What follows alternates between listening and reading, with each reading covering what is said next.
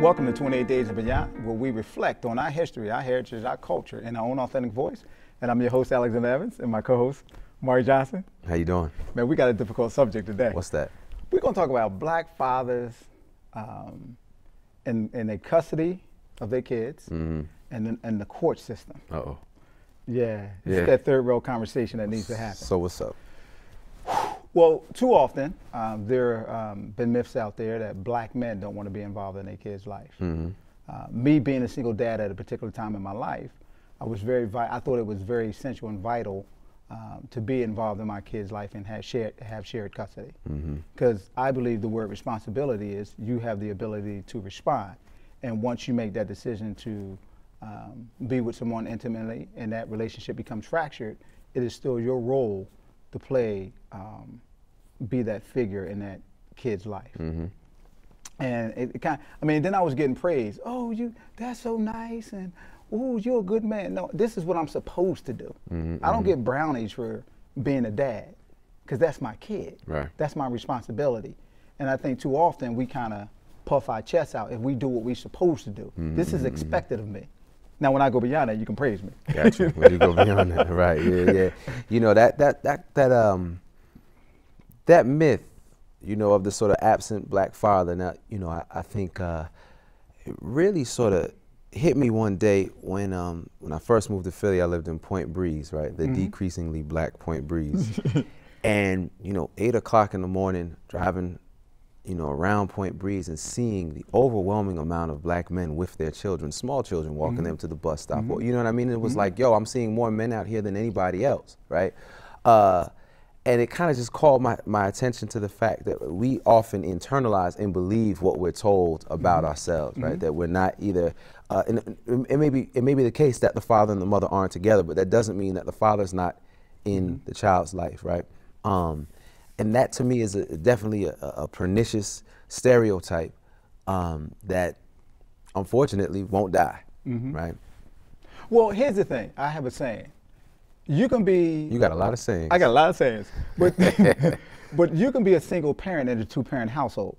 People say I come from a broken family. What makes the home broken if the people are broken, regardless if it's two or one? What defines the health of the relationship is how healthy the individuals are. Gotcha. So sometimes it's better to have peace, not sometimes, most times it's better to have peace apart than war together. So we got to change how we go Look about at this dude, huh? about Well, you the ghetto philosopher up in this blog, ain't you?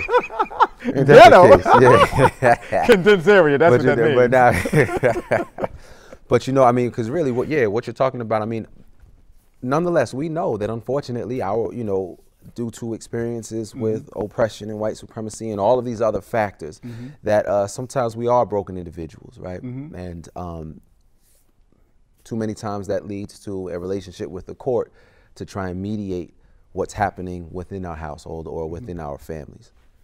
Yeah, it's a difficult situation. That's why we're gonna bring a professional on. Yeah, exactly. So I mean, fortunately for us, as we say, we're joined today by Felicia Felder, who is a private practice attorney, and she's gonna break it down. She's gonna make it plain for us about the court system, custody, and black fathers. So when we come back on 28 Days, we'll be joined by Felicia Felder. Well, Father's Day is just around the corner, and it's usually the holidays. Some dads will joke about because of the gifts they might get, the bad cologne, the socks, another tie. The homemade cards are cute, though. But, for black fathers in America, it's no laughing matter because many experts say there's a crisis when it comes to black fathers in this country. Now, a study done by the Pew Research Center says 1 out of every 4 fathers live separately from their children, so there's more than 20 million kids who don't have dad at home, and it gets even more startling by race. 21% of white dads live away from their kids, and the number more than doubles to 44% when you talk about African-American fathers. So we're going to talk about that and just the importance of being a dad. Welcome to 28 Days and Beyond, and on the set with us, we have Felicia Felder. Hi. The esteemed attorney. Guys. Oh, esteemed. Ooh, he put me up there. Based on your experience and expertise, what are some of the trends that you have seen with custody and the court system? Custody in the court system as Pertaining our to people? Our people, yes. Okay. Well, I would say typically, years ago, it was the perception that black fathers or black men are not responsible. Don't show up. Don't care about their children. Don't want to take responsibility to pay for their children and leave their women. I have to say, and I'm happy to say, that trend is changing. In the last 3 or 4 years, I'll say, me doing family law, I have seen where that perception has changed to where fathers are showing up. They are coming to say, I want my children. And I am happier to say the court system has been granting fathers more custody of their children over the mother. Because I was going to ask you about that. I mean, I've heard quite often that it's almost it's an uphill battle for a father to want to have some sort of custody. But you're saying that that's not really. Well, that's the perception. Yeah. In our community, that's what's thought. And that's why men don't show up. Ah, interesting. Interesting. And that's why they don't come, because they think the battle is already lost when it's not. That has changed. It used to be a woman coming in the court system automatically thought that she was the better parent. And that turned into a disaster. And because children need their fathers. And so when you had an absent father, and then that other problem, the child comes into the juvenile justice system and then to the adult criminal system when we noticed that the father wasn't there. So it has changed. A lot of fathers get custody of their children, and the moms are paying child support and getting visitation. Now, has that been, so is it shared custody or? Yes. When you file for custody, absent the other parent being just not capable of living life, Messed up, toe up. will they not get joint custody? Okay. Very rarely is sole custody given. It's joint custody. Now, there's a difference. Encompassed in joint custody is legal custody and physical custody.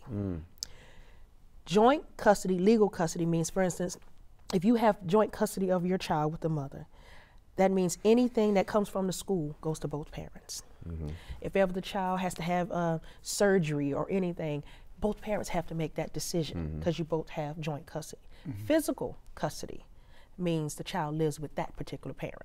So that parent has the control over the everyday life of that child. So you can have joint custody, but the mother may have Physical. full physical custody. Yes. Okay. Full physical means something else. See, terms of art and Let's legal, break it means down. something different. Physical is, you're not going to have the word full physical. All right. If you say full custody, that means that parent has everything. So when you say that, that's why I jump as a lawyer. I'm like, no, it's joint legal and then physical custody is with that child that lives with that parent. That's what that means. And then the other parent has visitation. Now, since these Or parenting time, they're getting real funny. They could change it to parenting. I still say visitation. They know what I'm talking about, but they've changed some of the words to parenting time. how does compensation play a role through the court system when it comes to these custody challenges? Who's getting compensated? Well, in the sense of how does, like, if they garnish my wages? Yes. They take my money before the tax man gets it. Yes. Explain that process to us, because I think people are not educated on how the courts play a factor into that, Okay. how the money gets distributed. When the mother or the father these days, but before I do that, I will say, I'm a big advocate of men. I know and you are. Black men especially. I have to give my brother some props. Okay. When a father has custody of his child, he very rarely asks for child support from the mother. Very rarely. Because the man feels I don't need her money. I can take care of my kids. It's not so much for us. Preach. Go ahead. We're a little different, but I have found that my brothers are most of the time, look, when she has them, she can take care of them. I don't need her money. I'll take care of my kids. Most of the time, that's how that happens. But we're going to go back if the woman files, okay? We're going to say that. The court should look at the income of both parents. In different states and different counties of that state, they have their own equation that they use. We need to be more educated on what the equation is of how to decipher child support. They take a percentage of hers, percentage of his, and do some calculation that they have, and that's how they come out with how much child support whichever parent doesn't have physical custody is going to pay. Now, does this vary widely? It can. Really? It can vary Really? wildly. I practice predominantly in Jersey. They have their own system. I started out when I first came here, I clerked for a judge that did family law, so I was the one in the back doing the calculations. And it was 20%. Here in Pennsylvania, it's different. They look at the income of both, and then they have some different, it's not 20%, they look at how much it costs for this and how much it costs for that and piece it together. It's a different equation. And that's how they come up with the child support amount. When you file for child support and or custody, the first thing the court is going to do is send you to mediation. That's why it's important to try to get along. Have a conversation beforehand, because it's always best for people to resolve their own problems. So the court has, because things have changed and it's gotten so heavy in the family court, they're trying to come up with a situation to keep it, really keep the court out of your business. So they send you to mediation first. And if you all can agree to an amount, that's going to be the amount. And so that's always a good avenue to have. So, Alex, we've had the conversation before where I said, my brothers just don't show up to court because they're uninformed and because they have believed the perception. And if I can say anything, and if I could ask you gentlemen for this platform and talk, please preach to my brothers, show up. You won't have to battle when you show up. As I said before, the reason we may feel that we haven't, the men, you are getting the short end of the stick most of the time, because women can out-talk men. That's not rocket science. And so, Not on this show. so when you go to court, the woman she's talking and she's telling her story. And as I've said before, for a man, I have found that when a man feels he's not being heard, or he feels like he's already lost the battle, what do you all do? Be quiet. So when you be quiet, she's still talking. And I know his mom gives him $500 a month, and I know he has a job and he has a third job. You're not saying anything. So all the court has to go on is what she says. She's saying. Got you. Yeah.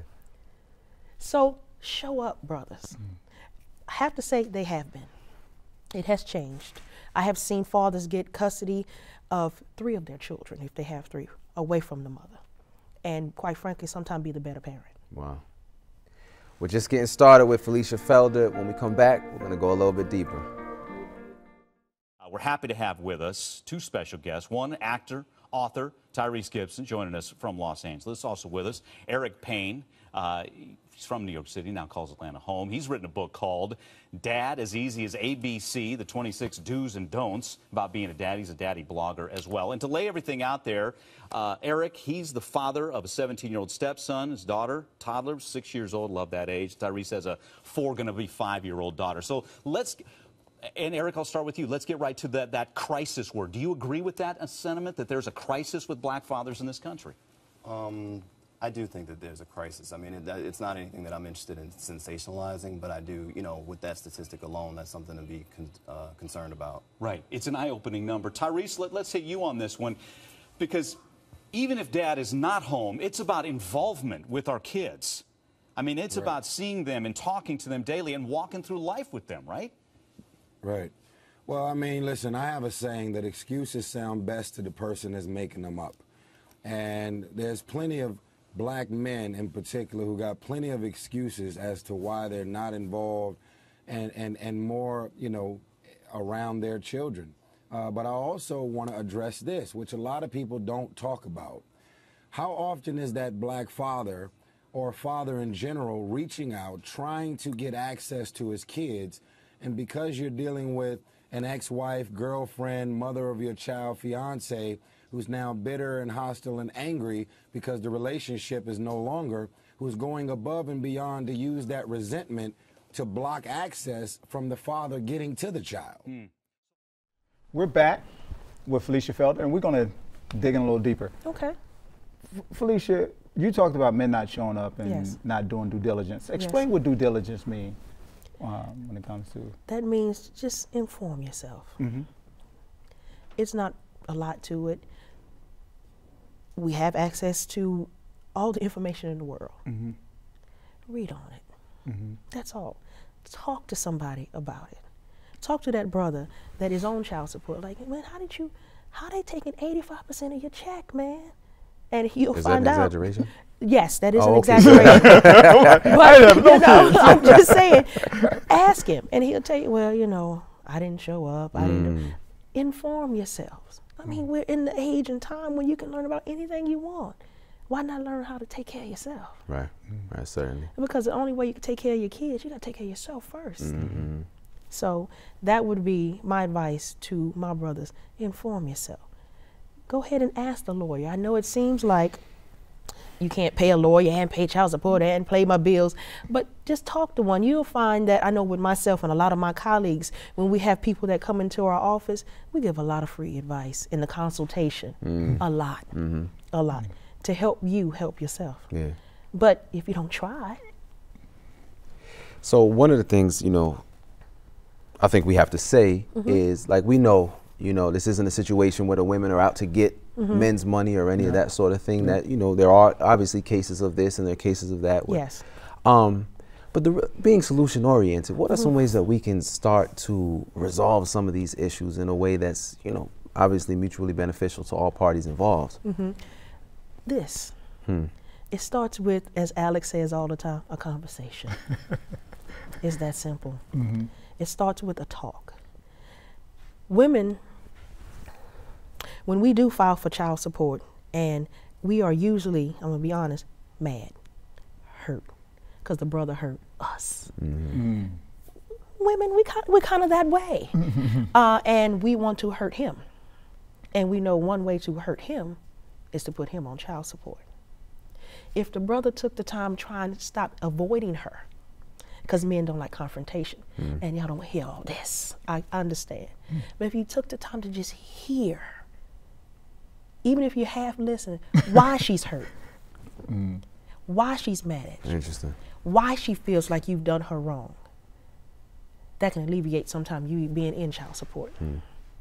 So what I'm hearing is that if I find out where I have wounded you, Yes. and I show some concern, Yes. and I say, can I help you through this And some transition of compassion. healing? You might not want to do that, brother, if you don't want to be with the sister. Wow, but that's, I think that's real. But Yeah. I'm just saying, because if the woman still has feelings for you, she's going to take that. But if you want to be a man and you tell, I was wrong, I did this wrong, start there. Okay. She's going to open up and say, because we like to talk. And women, when we're hurt, we want to talk about it, and we can let you know how you hurt us. And you say, you're right, I was wrong. How can I help you? You might stay out of child support court and custody court, and you're probably going to see your kids a lot more. And one thing that doesn't necessarily account for is the man's hurt in the situation. Yes, that is true. And men, when you're hurt, go into your cave. So again, you're not talking to the woman. She hurt you. So you all handle pain differently. It's internalized. Ours is external. And that's the difference in men, but it starts with the conversation. If the woman has hurt you, why can't you go to her and tell her that she hurt? I know it's not manly. I know it goes against the man code. I get it. But you ask them, in order for there to be a change, you got to change the way you think, the way you do things. And that's different. And that also may keep you out of child support court.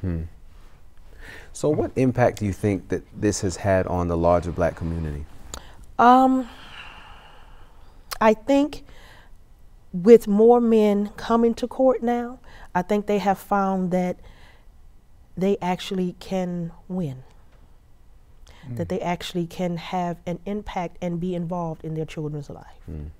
That just because she's the woman, they're finding out she may not be the better parent. And I think it has had an overall positive effect. When I started practicing law in 2001 in juvenile, no fathers were there. Now, in juvenile, and I also do where there's been some type of abuse by one of the parents. With this influx of drugs, we have that even more often now. Fathers are there. Fathers are in court, especially if it's the mom that had a baby that was born addicted, or a mom who is on PCP and someone has come to take the children. They give them to the fathers. If the father shows up, they have been showing up, and there are a lot of fathers who have custody of their children. What do you think is responsible for that? You know, over the course of your career, you're saying they weren't showing up, Yes. and now they're showing up. What do you think is at I the root think of that? fathers, men at some point had to do a lot of self-analysis and realize my children are really messed up. And I haven't taken control of my destiny. I haven't taken control of my life. And I've allowed the man or this woman to cause my children to be in the system themselves. And I did nothing. And I think that thought process is changing for men. I think they're becoming more aware. And with the more wins that men have, and the more you see, like you said, the fathers out there taking their children to school, the more men see that, the more you're like, well, I want my You're gonna kids step too. up. That's what's up. Change the way you think. You change the whole process, and you change the man. Now, does that necessarily change the nature of the relationship between the mother and the father? Not necessarily. Not necessarily, No. yeah. Depends on the two people. Depends on how hurt and mad she is. Yeah. That's the honest to goodness truth. And how quick she can get over it. When we come back, we'll have our final thoughts, and we'll have more with Felicia Felder. I want to hit both of you, but Tyrese, I'll stay with you. We as dads, and especially it sounds like in the African-American community, have to fight for our kids, have to fight for time with our kids, because we know how important it is, right? Yeah, well, I mean, I think there's so many black fathers that are locked up and in prison. That's why we're amongst the lost generation. I think ultimately, if you don't have a father to look up to, then you're gonna probably gravitate towards the most prominent, influential black male in your neighborhood, and they end up being influenced by the Crips, the Bloods, and the thugs that are in their neighborhood because they're looking for someone to look up to. Wow. And Eric, what Tyrese is talking about is so important, the influence. And especially when you talk about growing boys, the sons that we have. Number one, is dad the good role model? And if dad isn't around, then who is the role model? Who is the one that young man is looking up to be like down the road? Right. Well, it takes a village. I mean, no doubt, even with dad in the picture. So I think sometimes that you have to corral in the pastor or the uncles, if there are uncles, the older cousins. You just bring in that village experience, or even family friends that are males that feel that they, you need to ask those people to step up and get involved to shape this child. We're back, 28 Days and Beyond, with Felicia Felder, with our final thoughts. Felicia, you wear multiple hats. You do counseling as well. Yes. And you give counsel to men. Yes. What are some of the ways that you help men in these situations to bring resolution so they can have healthy interactions with their kids and also with that mother or their kids? Well, when a man comes to me, most of the time he's coming to me when he's having problems with a woman in his life. I try to get the man to understand himself and his behavior. Not necessarily understanding her and why she's doing. As the man, understand you. What counts to you as a man? What is important to you as a man? Most of the time, if the man has his stuff together, the way the Lord ordained it, the woman will fall right in line. That's the bottom line. That's it. It's not rocket science. but there is rocket science involved in getting a man to ask himself those very questions. Yes, that's the part. I don't think our community does enough self-reflection. And instead of looking at the community, look at the man, look at you. That's all to it. Is that like a 1 session, 2 session thing? Or you know what I'm saying? Sometimes it's a year session. I was about to say, right, exactly. Sometimes it's faster. Depends on the individual and how much in self-denial, self-hate he is with himself. And what have been some of the sort of success stories in this? I've had a lot of gentlemen that have saved their marriages, saved himself, and has gone from having nothing to do with his children to getting his children 2 or 3 times a week. There are success stories. What did that process look like? I mean, you turned the brother around. I mean, you told him to take charge or had him see the value in himself. I asked the hard questions. Okay. We talk about the hard questions all the time. I put it back on him. Well, brother, what did you do? When she was hollering and screaming, what did you do? Well, how did that feel? What did that get you? When you do that, regardless if people answer or not, they're going to think about what you Yep. said. Yeah. Got you. That seed is Change the way the man think, you change the man. I like that. Yeah, I mean, that's all we got here on 28 Days and Beyond. We want to thank Felicia Felder for hanging out with Thank us you for today. having me. Yeah, certainly so. 28 Days and Beyond, where we reflect on our history, our heritage, and our culture in our own authentic voice. Until next time, peace.